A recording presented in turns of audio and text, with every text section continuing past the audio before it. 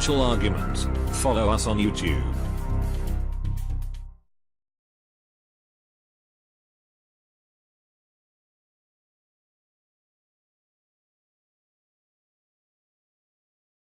This morning, the Labor Department released the jobs numbers for July, the non-farm payroll numbers, and the expectation was for a gain of 178,000, and we beat it.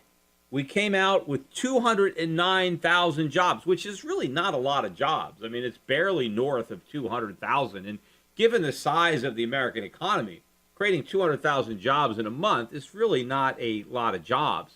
But when you're expecting 178,000, right, when you have a really low bar and then you exceed those rather low expectations, everybody all of a sudden is like, oh, this is great. We have a strong jobs report. And in fact, they did revise last month's gain of 222,000 up to 231. So last month's was stronger. This month was better than estimates, but still less than the prior month. Unemployment rate did tick back down to 4.3. Remember, it jumped up to 4.4 the month before, and now it's back down to 4.3. We did have 16,000 gain in manufacturing jobs, and they did revise upward last month's gain from 1,000 to 12,000. So, that's at least somewhat good news. I mean, we created some manufacturing jobs. Still, as a percentage of the overall jobs, it's small. The labor force participation rate did ratchet up 1/10 back to 62.9. Still very low. Wages rose 0.3, which was what they were expected to do. So we didn't beat there, but we didn't miss. And in June, the increase was just 0.2. And everything else, average hourly earnings stayed the same, up 2.5, and the work week stayed the same at 34.5, right? So it's not a disaster of a report, right? I mean, it didn't miss the numbers. But, I mean, it's not spectacular. We had plenty of reports just like this during the 8 years of Obama. I mean, some of them were weaker, some of them were stronger, but we had plenty of reports where we had more than 200,000 jobs created in a month. Plenty of reports where average hourly earnings were up 0.3%. And, of course, the unemployment rate was falling during the, most of Obama's tenure. Yet that didn't stop Donald Trump from tweeting, excellent jobs numbers just released. Excellent job numbers just released. What is excellent about these numbers? In fact, if you look at the household survey, which they also come out with on the same day, the household survey reveals that we created 393,000 part-time jobs during the month. That's huge. And we lost 54,000 full-time jobs. Now, Trump was complaining about this when he was a candidate. He talked about the loss of full-time jobs and the proliferation of part-time jobs. Yet now it's excellent news. We get the same type of report that was, a fraud when Obama was president, and now it's excellent news. In fact, the unemployment rate is low. He's talking about that. When he was a candidate, he was saying, well, the real unemployment rate is like 40%.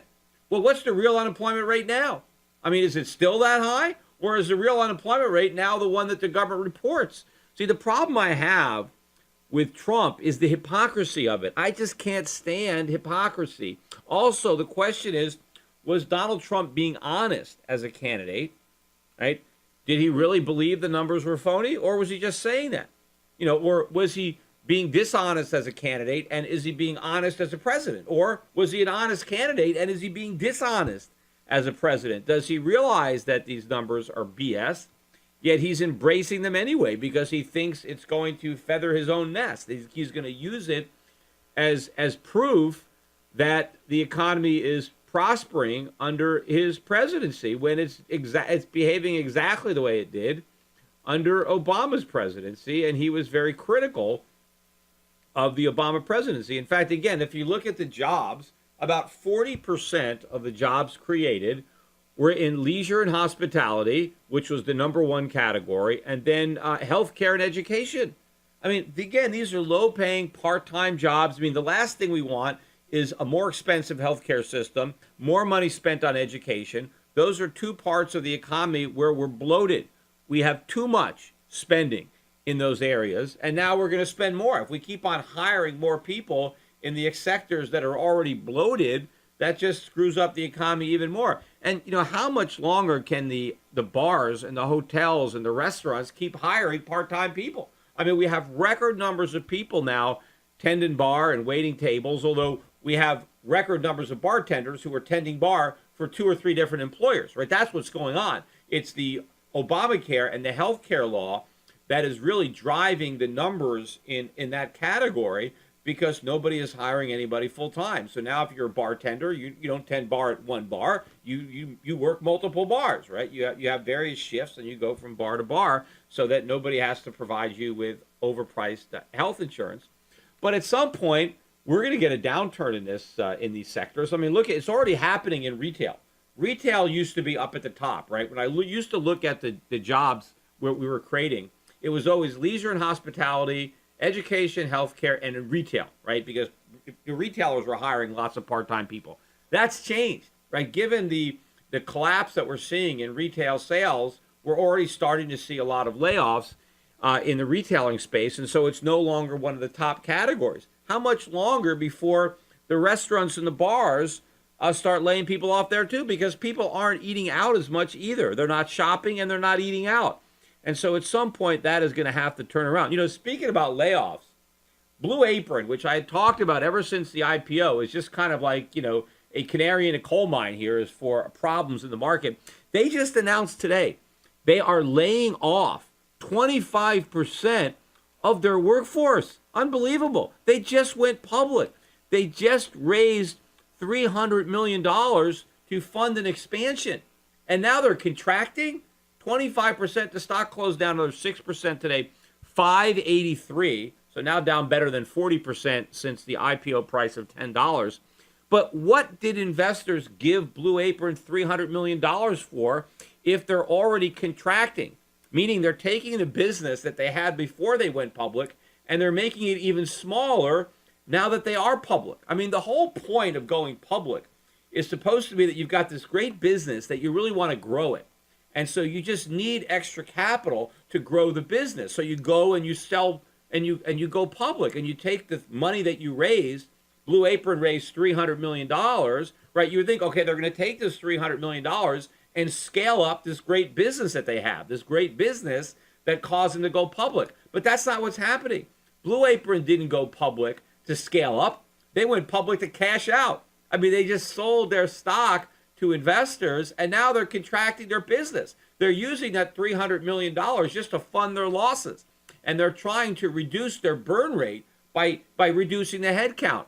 But this is not what IPOs are supposed to be about, right? You're supposed to be about going from a smaller company to a larger company, right? You expand. You don't just start contracting and laying people off. And so, this is just more evidence of what's been going on there, and evidence of a market that has a lot of cracks in the foundation, like I said in my last podcast. Now, meanwhile, the market didn't react much to the jobs numbers today. I mean, we didn't get that big a pop. I mean, yes, the Dow made a record high today, but we were only up 66 points, still above 22,000.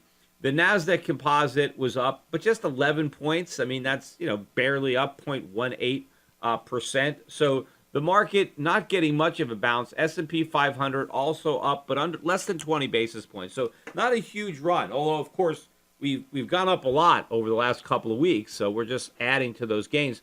The main reaction was in the Forex market and in the metals market. We saw a big spike in the dollar. The dollar had one of its best days of the year. Maybe it was the best day of the year. There haven't been too many good days this year for the dollar. Dollar index closed at 93.50. For the week. It was at a new low earlier this morning or overnight. So we did bounce, but it wasn't that big a bounce. I mean, 93.50, I think this is just some profit taking. Maybe some of the currency traders, the number wasn't worse than expected. So people who were long foreign currencies, short dollars, took some profits going into the weekend. I don't think this is going to reverse the trend for the dollar. I think the dollar is still going down. And again, I don't think this is a strong report. It's just another one of weak reports and a string of weak reports that are touted as being strong just because they're better than expectations. But the expectations are not high. When you're expecting an economy the size of the U.S. to add 175,000 jobs and we add 209,000 jobs. That is not a strong report. It's just not as weak as it could have been. And so you got that rally. Gold went the other way. Gold was flat before the number came out. In fact, gold was up around, I guess, $12.70 an ounce, and it immediately sold off. I think it got down as much as maybe 14, 15 bucks. I think we closed down 9. So about 12.59. Silver was down 40 cents. Bigger drop in silver. In fact, silver dropped 40 cents and stayed there pretty much all day. I mean, it never recovered. Gold at least ate into some of its losses, although, again, didn't recover, didn't even get close to positive. But you had a decline in gold and silver. Now, the mining stocks did not do that bad today. I mean, about 2% drop in the XAU. The GDX was down about 1.7%. Not that big a drop, given the fact that silver was down 40 cents and gold was down almost 10 bucks. I mean, so as I said, I think these stocks in general, as a sector, are kind of washed out. I don't think there's a lot of downside because I think these stocks already are pretty low relative to the current price of gold. And given what the dollar has been doing, if this trend continues, and I believe it will, there is going to be a breakout at some point in the gold price, and then these mining stocks are going to follow suit, and they're going to make up for a lot of lost ground. Turning to the cryptocurrencies, Bitcoin is now closing back in on the highs. I mean, it's not quite back up to 3,000 per Bitcoin yet. We're at, I think, as I'm recording this, it's about 2830. But apparently we went through that fork. One of the reasons that people were giving for the weakness in Bitcoin when Bitcoin dropped from 3,000 down to 1,800, most of that happening just over a weekend, where the supposed justification was nervousness over this fork because some of the miners, they didn't agree on certain things, and there was a worry that Bitcoin would split up. I'm really not actually sure what the dynamics were about the fork, but apparently everything is fine.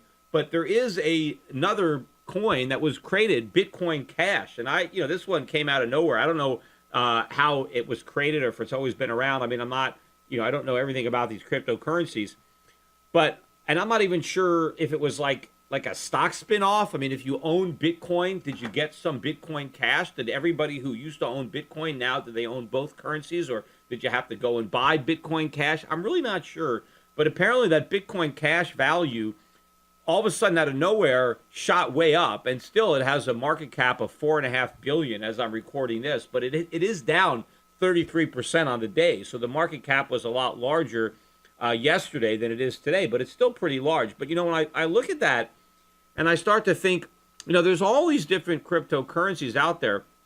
I wonder how many others use the name Bitcoin, because when I look at this list on coinmarketcap.com, and it lists the top 100 cryptocurrencies, and none of them use the word Bitcoin in their name, except this Bitcoin Cash.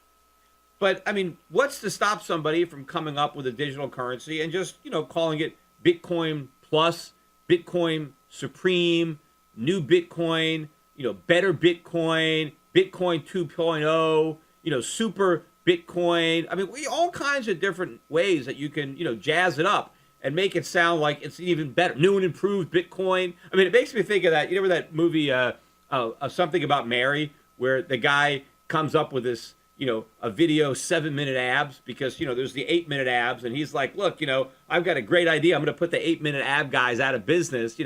I got the 7-minute abs. And so what are you going to buy? You go to a video store and there's, 8-minute abs and 7-minute abs, right?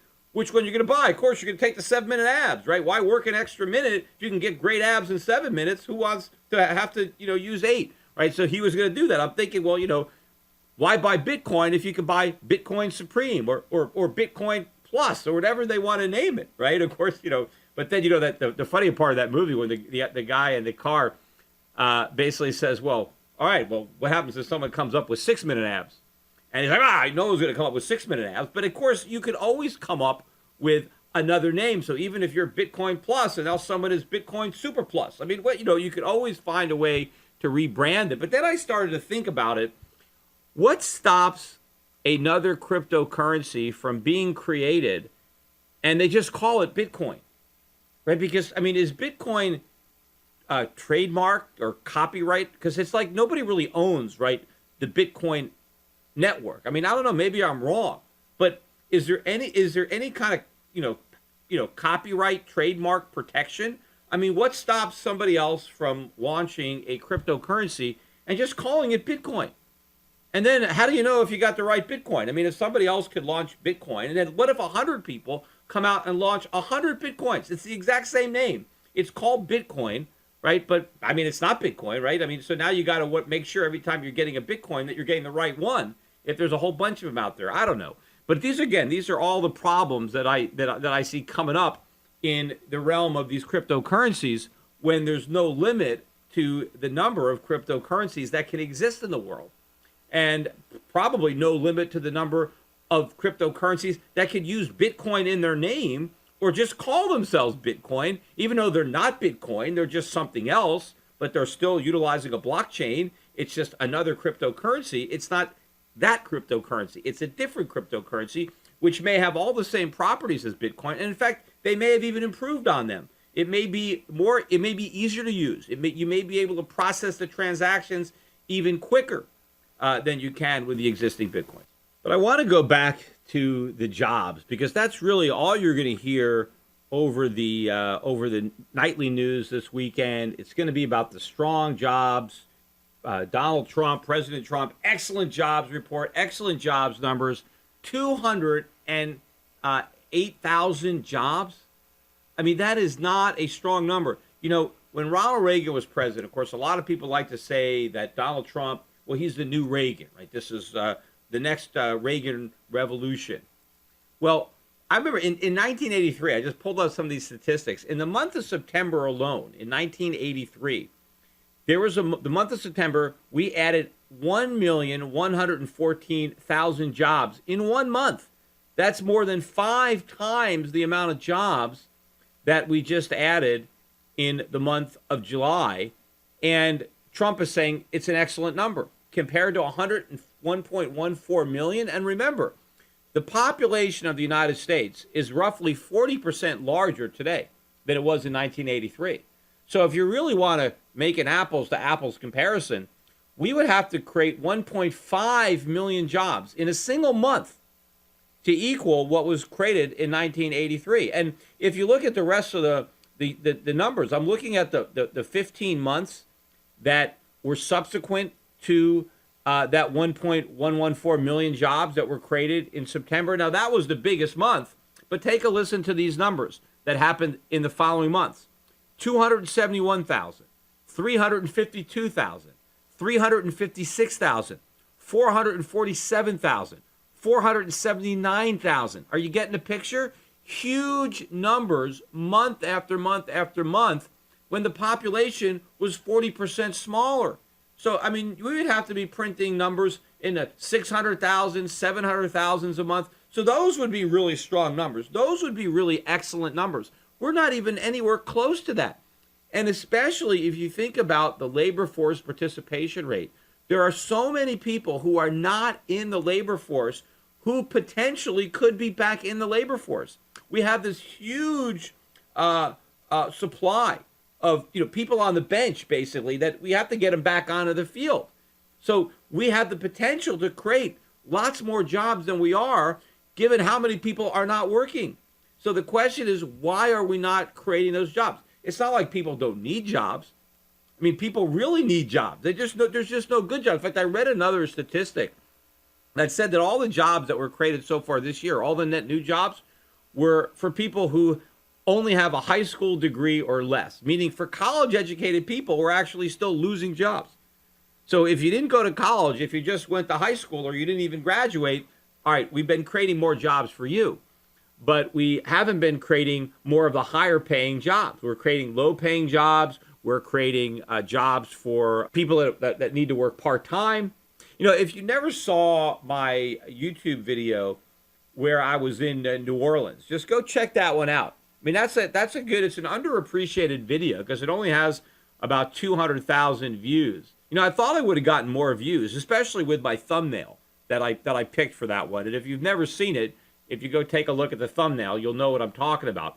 but you can see that one. I think the title of it is "A College Degree Worth the Cost?" You decide. But, these are the kinds of jobs. Go listen to the jobs that all these people have that are working in New Orleans. And I know there are people that accuse me of cherry picking. I mean, pretty much, these are all the people I talk to. Everybody. I think maybe I talked to maybe a half a dozen people max, probably less, that actually didn't graduate college. And I basically talked to everybody that I could talk to. I mean, you see how many people I talked to in that. It was pretty much, I mean, it wasn't like I had to shoot hours and hours of footage to find the people. They were there. I mean, it's just like, when I did the video at the DNC, which that one got more than 1 million views. And there people think, well, I was just, cherry picking. There, I did cherry pick, but I would say that a half to a third of the people I asked if they wanted to ban profits wanted to do it. That's still a lot of people, right? I mean, yes, I'd say it was a minority. Most people didn't want to ban profits outright. But the fact that anybody, any delegate at the DNC would be so dumb as to want to ban corporate profits, make it illegal for a corporation to have a profit, the fact that I could find anybody, let alone the large percentage that I did find. But when I did this video on Bourbon Street, hardly anybody didn't go to college. I mean, so this is, this is a very, very good depiction of what is going on. By the way, there's another video, as I was looking at that video, another video that if you haven't seen it, it's a really good one to look at, is the one it's the cartoon one that I did, Oprah Winfrey interviewing Ben Bernanke. And we made that video after Oprah Winfrey did that interview with Lance Armstrong. And I thought it was very funny, so I did a parody of it. And I always thought it was underappreciated because it only got about 70 or 80,000 views. It is very, very funny. I mean, watch that video. You'll laugh. I mean, I laugh. I just watched it the other day, and I'm laughing at it again, even though I helped make it. I'm still laughing at it. Oh, another couple, while I'm at that, a couple of videos that I think are underappreciated. If you haven't seen them, watch my YouTube videos from Mr. Schiff Goes to Washington and Mr. Schiff Returns to Washington. One of them, the later one, has about 100,000 views, and my first testimony has about 50,000 views. It's great to watch. They're not long, but check those out as well. There's a lot of lists. Of course, if you go to my YouTube channel, you can go and check out all the videos that are there and rewatch some of the ones that you might have missed or watch them again, and then share them with your friends too. I mean, but there's some funny stuff there. But getting back on point, 200,000 jobs is not a lot of jobs to create in 1 month, especially when so many people are absent from the labor force. So many people have left the labor force. If you're talking about excellent job creation, we need those people coming back in. Right? We need those people getting jobs. And I still think that most of these jobs are just people working part-time, right? According to the household survey, we destroyed 50,000 full-time jobs. We added 350,000 are part-time jobs. It's all part-time jobs. And when you're creating part-time jobs, the numbers are going to be higher because you need more part-time jobs because each person is working fewer hours. So if somebody has 3 part-time jobs and collectively they're only working 30 hours, if they're working 10 hours at 3 places, that counts as more jobs than one full-time job where you're working 40 hours. But you're probably making more money at one full-time job where you're working 40 hours than 3 part-time jobs where you're making 10. And especially if you have to commute. That's the worst part about part-time jobs and moonlighting and the gig economy, is when you're going from one crappy job to another, the transportation cost is on you. So you don't get paid for that, right? The commute time between your jobs, I mean, unless you're lucky enough to work for 2 bars right next door to each other, I mean, you might lose an hour or two, between jobs, just going from one to the other. And so all this is just wasted time. You got to waste money in gas. It's creating more traffic. So these are not excellent numbers. And the final thing I want to talk about is this new immigration policy. Donald Trump now wants to crack down on legal immigration, not just illegal immigration, but legal immigration. And the idea is to make sure that the people coming into the country are going to be net contributors to the economy, right? That they have skills that are in demand, that they speak the English language, so that people who are coming in are going to be a positive addition to our society. They're not coming in just to be on welfare and to commit crimes. Now, I agree with that. right? I would like to make sure that nobody comes into this country and becomes a citizen or gets a green card if they're just going to go on welfare and food stamps and stuff like that. What do we need that for? But I disagree that we only need engineers and computer scientists. We need everybody. I mean, believe me, I mean, if it wasn't for immigrants, we'd have nobody picking fruit in the fields. I mean, there are a lot of jobs that American citizens won't do because they'd rather get welfare. And I don't blame them. I would rather get welfare than work most of these low-paying jobs that illegal immigrants are doing, right? And in fact, some of those illegal immigrants would probably rather get the welfare too if they could. But I guess when you're illegal, you can't qualify for it, right? You're not even supposed to be here, so you're not supposed to be getting welfare. Though I'm sure there's so much fraud in our welfare system, I bet there are a lot of illegals who are collecting welfare. But that's beside the point that I'm trying to make. To say that we only want to let in higher skilled technical people, that's wrong. I think we should let in everybody who wants to work. Now, you have this idea or this theory out there that, well, that's driving down wages because, immigrants are coming in and they're working cheap. And because they're doing that, the wages are lower. If there were no, let's say, if immigrants didn't come in and do all these low-paying jobs that Americans would rather collect welfare than do, if employers didn't have the ability to hire these people, then wages would have to rise to the point where they were high enough so that American would want to get off his butt and actually take the job. So people think if we just keep the cheap labor out of the country, then wage rates are going to go up, and then we're going to have, better jobs. And now people, let's say I'm on welfare right now and there's a job that pays $8 an hour and I don't want it. I'd rather get welfare than $8 an hour. And all these, immigrants are taking the $8 an hour because they don't have the choice. And let's say the employer couldn't hire the immigrants. Maybe the wages would go up to $15 an hour or $20 an hour. Now, okay, well, that's better than welfare. I'll take that job, right? So that's what people think. But that's not what's going to happen. You see, if the illegals or immigrants are not here to do these jobs at these lower wages, the companies aren't just going to pay, extraordinarily high wages to Americans. They're just going to shut down. They're just going to outsource. They're going to, move their businesses offshore. In fact, there are a lot of higher paying jobs that exist only because there are lower paid immigrants, some of them illegal, who are doing work that are making those higher paying jobs possible. So you take away a lot of the lower wage workers, and that's the base of your pyramid. The whole thing comes tumbling down, and a lot of higher income people don't have jobs either. And also, I've said this before, you go out to California, how many how many women have jobs because they have illegal housekeepers taking care of their kids when they're at work? If a lot of women who have jobs in California had to hire legal childcare, they couldn't afford to work. They'd have to quit. It's only because they've gotten illegal taking care of their kids that they can afford to leave the home and have a job. So a lot of things would happen. But I am sympathetic with what Trump is trying to do. It's just the wrong way. It's not just, you have to be high skilled. And even I don't even care. Just, you don't have to speak English. I mean, what if you're coming in to pick fruit or to clean dishes? You don't have to know English. There are jobs that you can do in America without speaking English, right? So I don't mind if somebody who only speaks Spanish or, it doesn't matter, Italian or French or whatever they speak, if they want to come into this country and they want to work, let them come, right? More people working is a positive for the society. And then when people are saying, well, you're driving down wages, you have to remember, wages are prices. It's the price of labor, right? If you can hire people for less money, you're better off. I mean, think about it. Forget about it from an employer. Most people can relate to certain things. What about a babysitter? Don't you want to be able to hire a babysitter for less money? I mean, the cheaper the babysitter is, the more likely it is you can go out to dinner with your wife, or you can go out to the theater, or you can do something, right? If you have to pay a babysitter a lot of money, you might not be able to afford to go out because you can't afford to go out and pay the sitter, right? If your sink is clogged and you want to call a plumber, do you want the plumber to charge you a lot of money or a little bit of money? Obviously, as little as possible. If the plumber is going to charge you too much, you're probably going to try to do it yourself. You can't afford the plumber. I mean, the same thing. You take your car to be repaired. You want the mechanic. You want a low price. People shop around.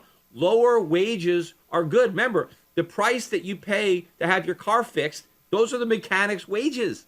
Everybody pays wages. All consumers pay wages when they buy products. And we always shop around looking for the lowest price. So if wages are coming down, just think prices. Wages are coming down, prices are coming down. That's good. So to the extent that immigrants come in and do more work, and because they do more work, prices come down, people have a higher standard of living. We can buy more stuff when it's less expensive.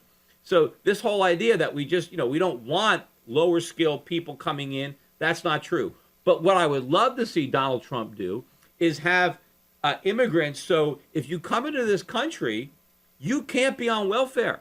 You can't, we don't want someone to become legal. Let's say we let somebody, okay, you're immigrating into the country, you're here. But you're not allowed, or maybe for the first 5 or 10 years that you're here, you can't get welfare. You can't get food stamps. You can't get any of these government programs, right? So you're coming in here without a safety net. You want to come in here, you want to take a shot at working, take a shot. But if it doesn't work, go back to your home country. Don't just stay here and go on welfare. See, that way, people coming to America aren't going to come here for a handout. They're going to be coming here for the freedom and the opportunity to work their way up the ladder. That's what Trump should be talking about. Not, because when he talks about, well, I want to make sure they speak English, now all of a sudden they all play the race card. Oh, this is all about racism, right? And you talk about we want to have skills. Now, I do think, yes, if somebody has special skills that are in high demand, maybe you let them go to the front of the line, right? Because certainly some of these higher end jobs are going to be more important to the economy. But overall, we want to let all able-bodied men and women who want to work to come into the country, right? And of course, we don't want criminals coming in. Make sure we're not letting in, people with criminal records or terrorists. But if somebody has got the gumption to come over here, right, because they want to improve their lot in life, they want to better themselves, I want that person. Let that person in. Let that person go to work. What I don't want is someone coming in just to go on welfare, to go on food stamps, because I got to support that guy. And I don't want to support them. I'm fine supporting my own family, but I don't want to support somebody else's. So if you're not going to come